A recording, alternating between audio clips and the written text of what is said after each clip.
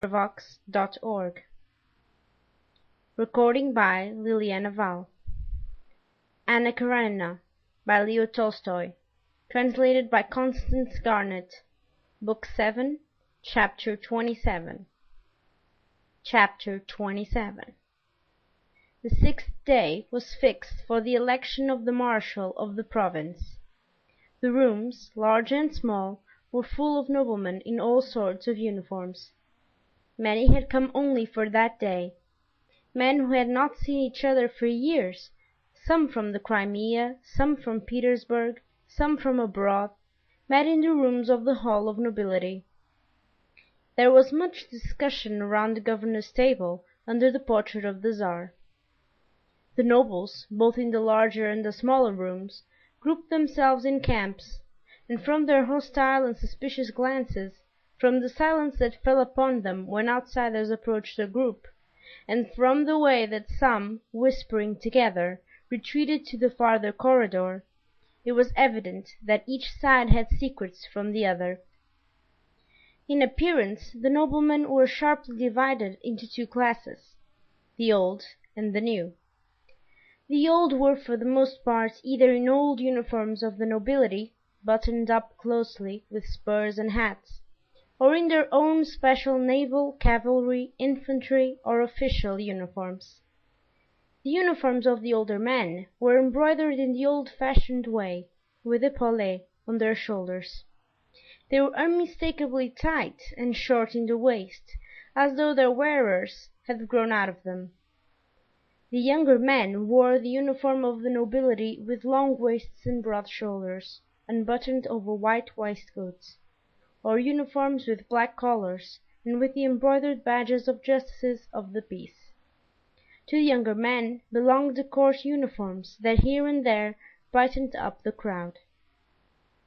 But the division into young and old did not correspond with the division of parties.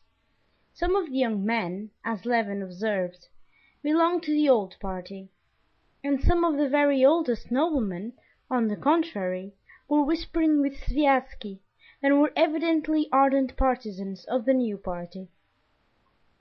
Levin stood in the smaller room, where they were smoking and taking light refreshments, close to his own friends, and listening to what they were saying, he consciously exerted all his intelligence trying to understand what was said. Sergei Ivanovitch was the center round which the others grouped themselves. He was listening at that moment to Sviazhsky and Heliostov, the marshal of another district, who belonged to their party.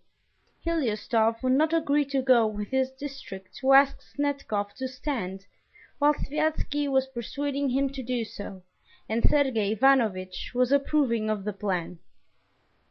Levin could not make out why the opposition was to ask the marshal to stand whom they wanted to supersede. Stepan Arkadyevitch, who had just been drinking and taking some lunch, came up to them in his uniform of a gentleman of the bedchamber, wiping his lips with a perfumed handkerchief of bordered batiste. "We are placing our forces," he said, pulling out his whiskers. "Sergei Ivanovitch!" And listening to the conversation, he supported Sviazhsky's contention. "One district's enough, and Sviazhsky's obviously of the opposition," he said, words evidently intelligible to all except Levin. "Why, Kostya, you here too? I suppose you're converted, eh?" he added, turning to Levin and drawing his arm through his. Levin would have been glad indeed to be converted, but could not make out what the point was, and retreating a few steps from the speakers, he exclaimed to Stepan Arkadyevitch his inability to understand why the marshal of the province should be asked to stand. "O sancta simplicitas!" said Stepan Arkadyevitch, and briefly and clearly he explained it to Levin. If, as at previous elections, all the districts asked the marshal of the province to stand, then he would be elected without a ballot. That must not be. Now 8 districts had agreed to call upon him. If 2 refused to do so, Snetkov might decline to stand at all. And then the old party might choose another of their party, which would throw them completely out in their reckoning. But if only one district, Sviatski's, did not call upon him to stand, Snetkov would let himself be balloted for. They were even, some of them, going to vote for him, and purposely to let him get a good many votes, so that the enemy might be thrown off the scent, and when a candidate of the other side was put up, they too might give him some votes. Levin understood to some extent, but not fully, and would have put a few more questions when suddenly everyone began talking and making a noise, and they moved towards the big room. "What is it? Eh? Whom? No guarantee? Whose? What? They won't pass him? No guarantee? They won't let Flerov in? Eh, because of the charge against him? Why, at this rate they won't admit anyone. It's a swindle. The law." Levin heard exclamations on all sides, and he moved into the big room together with the others, all hurrying somewhere and afraid of missing something.